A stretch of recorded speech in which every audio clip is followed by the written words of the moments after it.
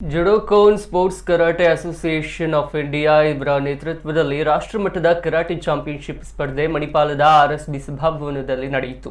ಸುಮಾರು 1500ಕ್ಕೂ ಹೆಚ್ಚು ಕರಾಟೆಪಟುಗಳು ದೇಶದ ಮೂಲೆ ಮೂಲೆಯಿಂದ ಬಂದಿದ್ದು, ಕೇರಳ, ತಮಿಳುನಾಡು, ಆಂಧ್ರ, ಉತ್ತರ ಭಾರತದ ಕೆಲ ರಾಜ್ಯಗಳ ಕರಾಟೆಪಟುಗಳು ಪಾಲ್ಗೊಂಡಿದ್ದಾರೆ. ಎಲ್ಲ ವಯೋಮಾನದ ವಿಭಾಗಗಳನ್ನು ಮಾಡಲಾಗಿದ್ದು, ದಾಖಲೆಯ ಸ್ಪರ್ಧೆಯಾಗಿ ಉಡುಪಿಯು ಚಾಂಪಿಯನ್ಶಿಪ್ ಆಗಿ ಹೊರಹೊಮ್ಮಿದೆ ಎಂದು ಆಯೋಜಕರು ಹೇಳಿದ್ದಾರೆ.